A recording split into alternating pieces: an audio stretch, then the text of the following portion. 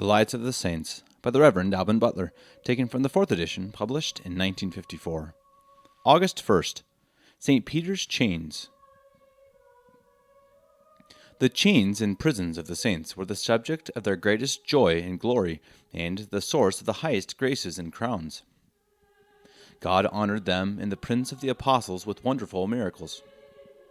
It has been related in the life of St. James the Great that Herod Agrippa, king of the Jews, having put to death that apostle in the year 44, in order to gain the affection and applause of his people, by an action still more agreeable to them, caused St. Peter, the prince of this sacred college, to be cast into prison. It was his intention to put him publicly to death after Easter. The whole church at Jerusalem put up its prayers and cries to God without ceasing for the deliverance of the chief pastor of his whole flock, and God favorably heard them. The king took all precautions possible to prevent the escape of his prisoner, as he and the other apostles had formerly been miraculously delivered out of prison by an angel.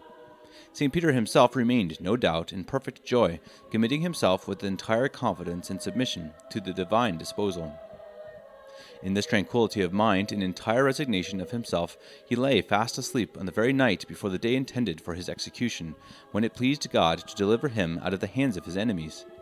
He was guarded by 16 soldiers, 4 of whom always kept sentry in their turns, 2 in the same dungeon with him, and 2 at the gate. He was fastened to the ground by 2 chains and slept between the 2 soldiers. In the middle of the night a bright light shone in the prison, and an angel appeared near him, and striking him on the side, awaked him out of his sleep, and bade him instantly arise, gird his coat about him, put on his sandals and his cloak, and follow him. The apostle did so, for the chains had dropped off from his hands. Following his guide, he passed after him through the first and second ward or watch, and through the iron gate which led into the city, which opened to them of its own accord. The angel conducted him through one street, then, suddenly disappearing, left him to seek some asylum. Till then the apostle, in his surprise, doubted whether the whole was not a mere vision, but upon the angel's vanishing he acknowledged his miraculous deliverance and blessed the author of it. He went directly to the house of Mary, the mother of John, surnamed Mark, where several disciples were met together, and were sending up their prayers to heaven for his deliverance. As he stood knocking without, a young woman, going to the door, perceiving it was his voice, ran in, and acquainted the company that Peter was at the door. And when she persisted in the thing, they concluded rather it must be his guardian angel, sent by God upon some extraordinary account, until, being let in, he related to them the whole manner of his miraculous escape, and, having enjoined them to give notice thereof to St. James and the rest of the brethren, he withdrew to a place of more retirement and security, carrying wherever he went the heavenly blessing and life.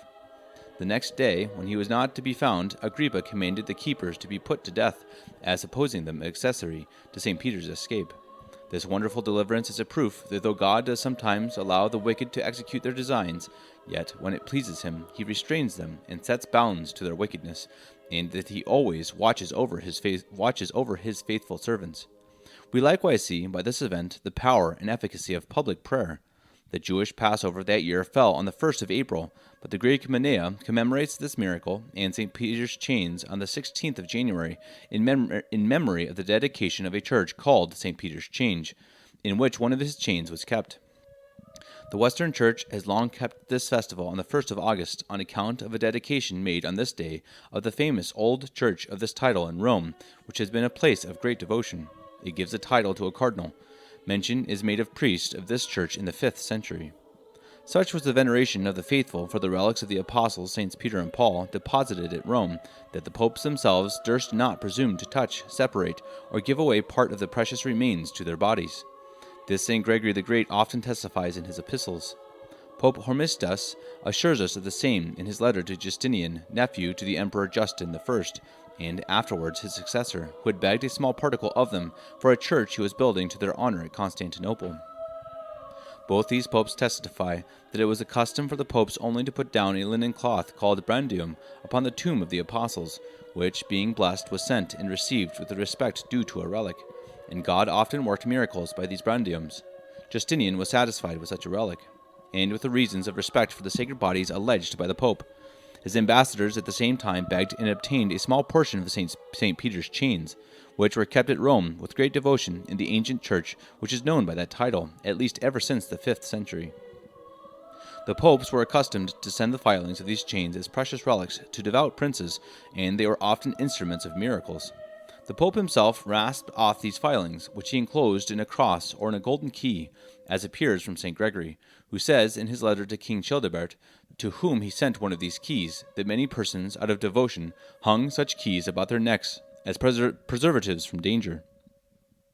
St. Caesarius says that the chains with which this apostle was bound in his last imprisonment before his martyrdom were preserved by the faithful and honored at Rome in his time. Arator, subdeacon of the Church of Rome, who composed a poem on the Acts of the Apostles in the reign of Justinian, says that Rome was also enriched with one of the chains with which the apostle was bound by Agrippa at Jerusalem, and from which the angel delivered him. St. Chrysostom affirms the same, and expresses the most earnest desire to have been able to go so far to see and kiss that relic of this great apostle's glorious sufferings. It is said that Eudocia, the wife of Theodosius the Younger, in 439, brought from Jerusalem 2 chains with which St. Peter had been bound in that city, and having given one to a church in Constantinople, sent the other to Rome to her daughter Eudoxia, who was married to Valentinian III, and who was said to have built a church on the Esquiline hill in which it was deposited. The iron chains of this apostle have been esteemed as more precious and valuable than gold, says St. Caesarius. Pagan Rome never derived too much honor from the spoils and trophies of a conquered world as Christian Rome receives from the corporeal remains of these 2 glorious apostles, before which the greatest emperors laid down their diadems and prostrate themselves, as St. Chrysostom and St. Austin observe. Among other proofs of the veneration of the primitive Christians towards those sacred pledges, Orsi appeals to the images of Saints Peter and Paul, which are found frequently carved in the ancient cemeteries of Rome and on many sepulchre urns, which many antiquaries have shown to be more ancient than the persecution of Diocletian. Eusebius tells us that he had seen the pictures of these 2 apostles, which had been preserved down to his time. That of St. Paul agrees with the description given of him in the dialogue entitled Philopatris, wrote about the end of the 1st century before Lucian, who was born under Trajan and flourished under Marcus Aurelius. It also agrees with that extent in the very ancient, though apocryphal, Acts of St. Thecla. The 1st day of August is called by us Lammas Day, softened from Lophmas, a mass of thanksgiving for the first fruits of the earth, or of the corn, being anciently celebrated in England on this day. It was kept with a solemn procession, and was also called the Guild of August. The solemn blessing of new grapes was performed both among the Greeks and Latins, in some places on the 1st, in others on the 6th day of August, and is expressly mentioned in ancient liturgical books, as Cardinal Bona and others take notice. We owe to God in a special manner the first fruits of our lives and of all our actions, in acknowledgment that He is our beginning and last end.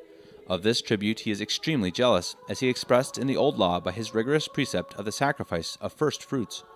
A Christian, to acquit himself of this duty, ought to begin every day and every undertaking by fervently renewing the consecration of himself and of all his actions to God, with a humble sacrifice of thanksgiving for his benefits, and an earnest petition of the divine blessing and grace to make a good use of the gifts of heaven.